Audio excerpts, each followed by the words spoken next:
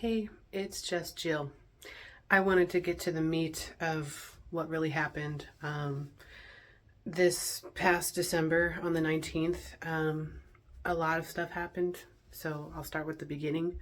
That morning, we were going to McDonald's, and it was the usual thing where I was getting lectured and chewed out and screamed at in the car while the kids were in the back seat. He was saying at the time, like, I don't care. He was starting to get bigger on Instagram, the page that I was managing for him. And he was saying that he could find somebody else easily and don't make me replace you. And I can do it. It's so easy. Don't make me prove it to you. Don't make me prove it to you. And he was just like screaming this shit in the car as we're going to McDonald's, and we pull up in the parking lot. And I'm just like, I really don't give a fuck at this point. Like it was going on so long that I came to a point where I just didn't care anymore. So I didn't even care enough to get mad or anything. It's just like, I don't care. Go prove it to me. Like, just leave me with the kids. And he was like, okay, I'm going to prove it to you.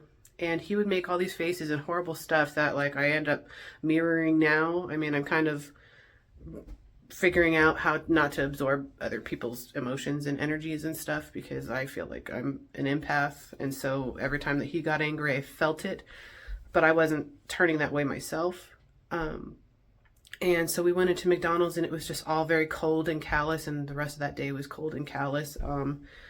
We ended up going to a Publix grocery store, which is awesome. I mean, I did my research about Florida for 3 years, and I would have loved to stay there and raise my kids there and be near the beach. And but anyway, we went to a Publix, and I didn't realize that I had my EBT card. He went inside the store by himself like he always does, and he usually has it on him in his wallet, but for whatever reason I had it on me. I think I had run into the store for whatever. And he came out, and he was red and visibly shaking, and he loaded the car fast and hard and slammed the door, ran the cart into the shopping cart place, and then he came into the car, slammed the door, and he said, where the fuck is your EBT card? I had to pay for this shit myself. And so I grabbed my wallet, and I'm just like, I don't think it's in here. I thought I gave it to you. And lo and behold, it was in there. And I'm like, oh my gosh, I'm so sorry. And I handed it over to him, and I was shaking. Like, it had come to a point, even when we were living in Colorado, where I was afraid of him. And I told him that I was afraid of him, and he got such satisfaction out of that. He wanted me to be afraid. And that was really hard for me to finally swallow, but it's because he was excited about controlling me. And I should have left him after the first hit years ago. But so he grabbed my EBT card from my right hand and cut my left arm with it, because I was in the passenger side and he was in the driver's side. And I dropped my wallet, and then he punched me in my left leg, and he said, you need to find a bank right now so that we can go and you can give me money to pay me back for the food that I had to buy. And we were not near a bank. We were going to get this food and go to a park so that we could eat, because we were essentially homeless. We were jumping from hotel to hotel after we got out of Colorado. There was no real solid plan. And he sure in hell wasn't trying to make one. He just said that he wanted to go back to Florida, and he wanted to die in Florida. And every day he was praying and praying that God would take him in his sleep, just like his, family was taken in his sleep. I think he said his grandpa was. His dad died of cancer, but he said that he wanted to join his family, and he wanted to go to Florida, get buried in the same place that his dad's buried. And, but there I go rambling again. So instead of going to the bank, he's like, we have this food, it's perishable. I've got tuna salad or chicken salad or whatever sandwich. So we found a park. And the one that we happened to go to had a police officer sitting there in his truck. That made him pretty tame. So he went and he ate around the front of the car. I took the kids out and fed them in the back of the car and fed myself. And I had to go take each of them individually to the bathroom to change them and stuff, because I still am the only one caring for these kids, only one to give them a bath, only one to feed them. I mean, he would buy the food, but I did everything. So after we were eating, the officer eventually left. And I was in a big, noticeable green dress, so I was hoping that he was like watching us. But yeah, he ended up getting a phone call. I think he was on the phone with CGC because we were going to go do his cards. We had a bunch of valuable Pokemon cards that we were going to send in to get graded. And I had already done all that stuff at the library. If not that day, it was the day before, but I was shaking doing it at the library because he was pressuring me to be quick about it and just hurry up. And it was my first time putting this stuff in the computer for CGC. And I said, this is going to take a while. You know, I have to type in each card, and we had like 100 and something cards to send in. So the kids were sitting in the car hungry at that point, and he's like, you know what, you just got to hurry up because these kids are not going in there. I was like, well, they have story time right now. Like, we could let the kids in there. He's like, I am not letting these fucking kids in the library. And when I finally got out of the library, he wasn't even in the car. He was letting the kids scream and cry in the car while he stood outside. I think it might have actually been the same day, but my memory has not been amazing. I remember a lot of details, but I don't remember the order. Sometimes stuff happened. And it's also because I lived in a constant state of fear. When he would come up to me, he would charge at me like a freaking bull or like a rooster about to attack somebody. And I would usually put both my arms over my face to block myself. And he'd usually slap them out of the way and be like, what the fuck is that going to do? But we went to the storage unit where the Pokemon cards were. And I had the list of the order that they needed to go in because they need to go in a specific order. That we put it on the computer, and I did everything. Like, everything was in order in the storage unit in a box, and he pulled it all out on the table and had it all mixed up and randomized. And then he's like, well, you know, have fun going through that because I'm not going to help you. I helped you lay them out. Do it.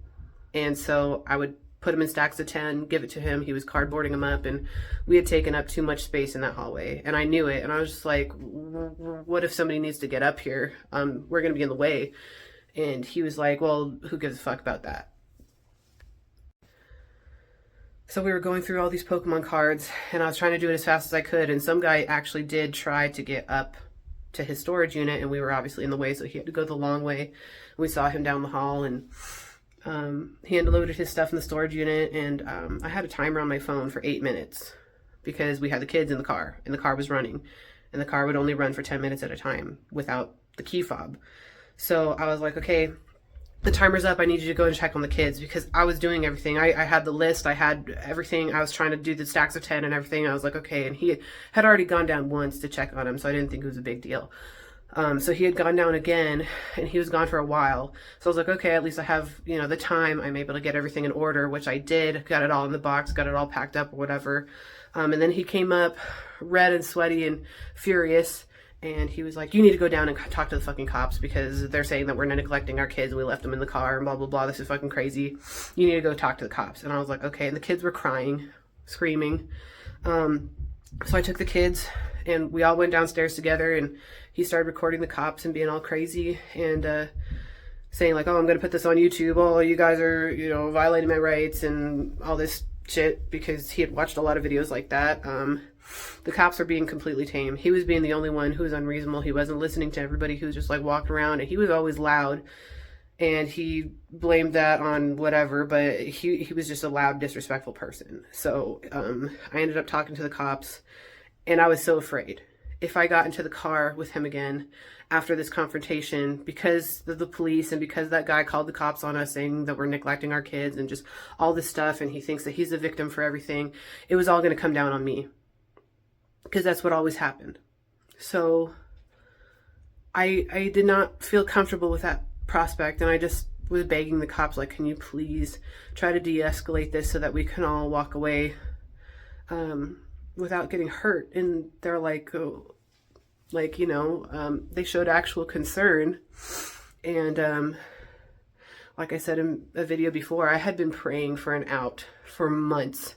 Before we even left Colorado, the abuse was so bad after the kids were born. Like, I needed a way to get out without me being murdered and without the kids getting hurt. So the police ended up separating us. I was with the kids talking to them, one of the officers, and then he was over with another officer, and he was still being loud and disrespectful. And so I was like, you guys can check the cameras or whatever. They made up the excuse, check the cameras. So he went into the office with them to make sure that we were actually checking our kids. Because I think it's like 15 minutes in Florida is counted as neglect if you're leaving your kid in the car. And like I said, I had a timer set for 8 minutes. So we were checking on our kids before the 10-minute mark every time. And so he went into the office, and I was able to disclose to the cops everything that was happening. And I was in this big caftan dress, I guess. It was big, beautiful green, made me feel like a goddess. He told me it made me look incredibly fat, so that was a great compliment. But I told him that I was wearing that dress that day because it covered the most bruises. I had about half a dozen bruises on my arms, on my legs. He punched me in my thigh a lot when he was driving. And he would not be driving safe a lot because he knew it would scare me, and it pissed me off because there was kids in the car every time, and they saw me get my face smacked and my hair pulled and all this stuff they had to witness. It was still telling the story. So I was able to be convinced by the cops that, it wasn't really in need of much convincing. I was so scared that they were going to get hurt, because he had told me that he was a mixed martial artist and he was very strong. And he said that he was in Battle of the Bays, and this is all stuff that I took into account because he had also said before, if I had ever called the cops on him for domestic violence, that they would not get there in time. Pretty much, probably while I was still on the phone, he would snap my neck and happily go to jail while the kids went to the state, and that's how he wanted it to be. So the cops were just like, you got to press charges. You got to leave this guy. And I was like, I really don't know. Like, I don't know. I'm just so afraid for you guys. And they ended up calling back up because there was originally only 2 officers, and they ended up calling back up so that there was more people. And I was just like, he said that he has battery against Leos. He took down 9 officers. Yes, it was like forever ago, like 20 years ago or something, but it's something that I kept in mind because it's something that he brought up often. So, I was just saying, like, I'm so afraid that you guys are going to get hurt. He's a mixed martial artist. He says his hands are registered weapons.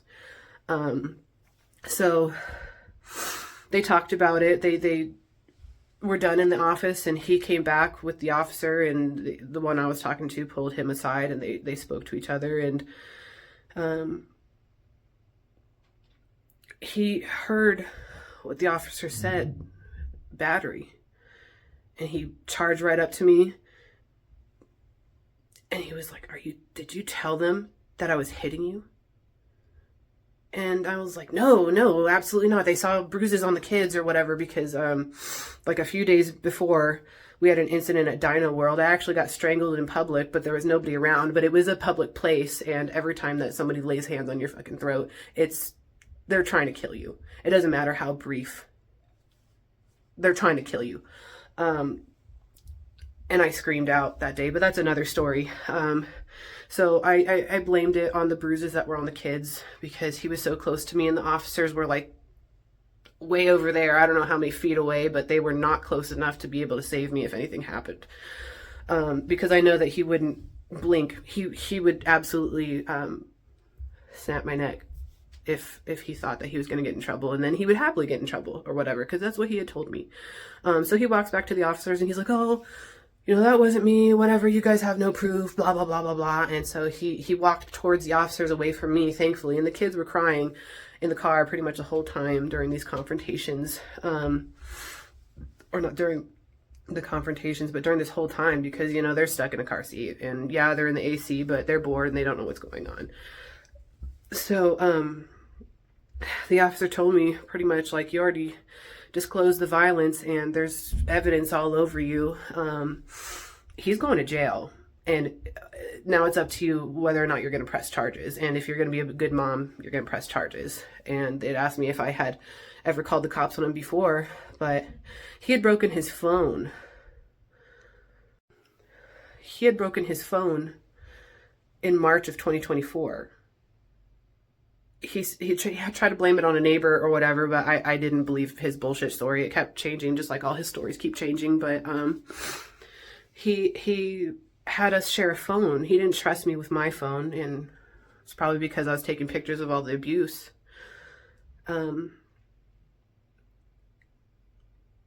And so they were like thinking that I was so irresponsible because I'd never called the cops on him before. And I literally didn't have a choice. Whenever I wasn't on the phone, he would have it and he would be on it. And he would be on eBay and Instagram and whatever else constantly. And then when I finally had to do something, you know, whenever I had the phone, it was you upload my Instagram or my YouTube videos. You don't do anything for yourself. When you've got the phone, you're doing business, and then you give it back to me. So it was super controlled that whole year. And the year before, I didn't have to call the cops, I felt like, because things just didn't escalate, but things were escalating very, very quickly, and just he was giving himself more and more permission to lay hands on me. And he was just saying that, you know, all women deserve it, and that women in this country are coming to a point where they're going to lose their rights again, and they don't deserve them in the first place. And he just had all these horrible, twisted ideas and ideals. And I know it's a societal problem, and that's part of why I'm sharing my story. I want to advocate for stuff like that. Serious change needs to happen. But anyway, we got back to it, and the officer like escorted me upstairs or whatever, because I was like, well, let's put the Pokemon cards back, because we're obviously not going to send them in. We were going to drive them into Sarasota personally.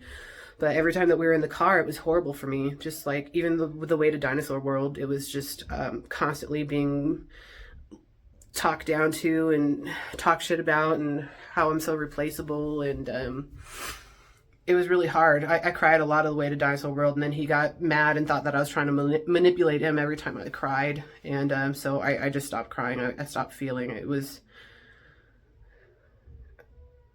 silence was compliance. And I couldn't speak out anymore because I didn't want any more. I had a lot of bruises.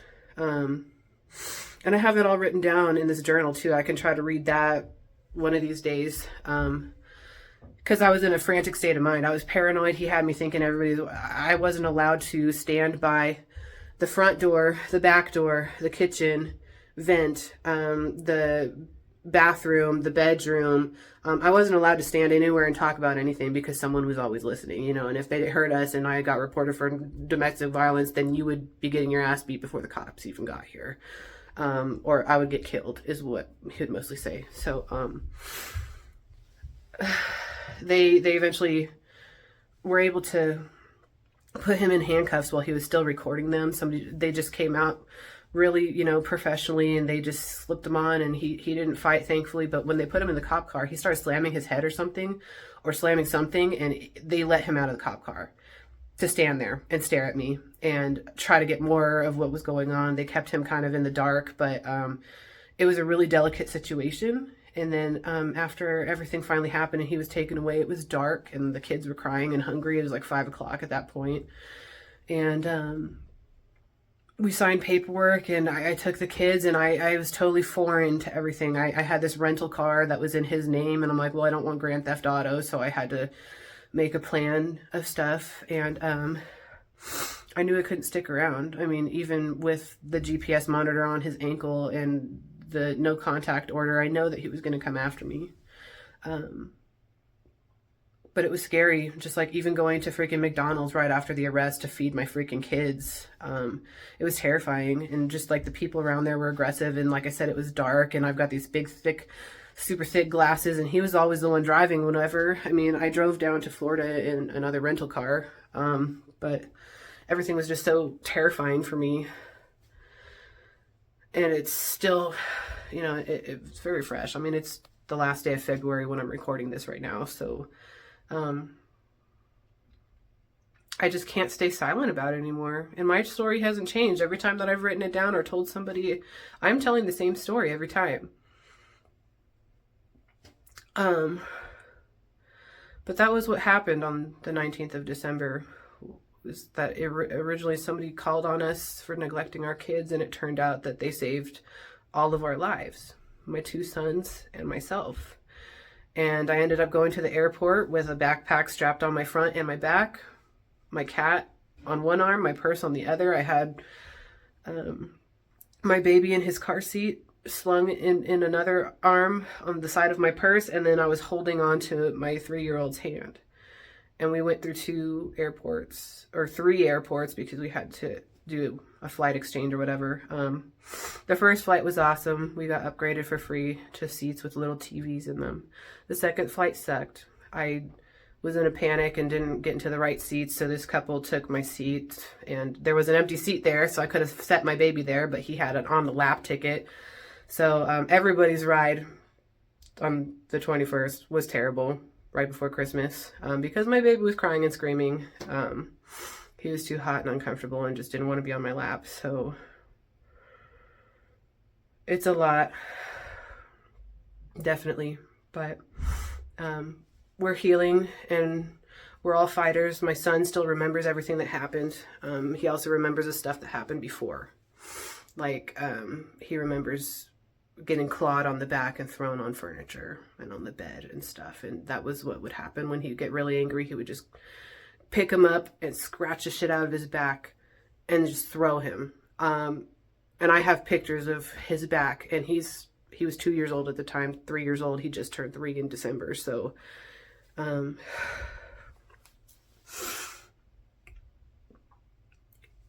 really hope that this serves as some sort of real life reminder that it doesn't matter if you've got kids. It doesn't, none of that shit matters. Whatever he says doesn't matter. It all matters about you. And if you can't love yourself, you can't love your kids properly. You can't love him properly. He's all about control, or she, or whoever.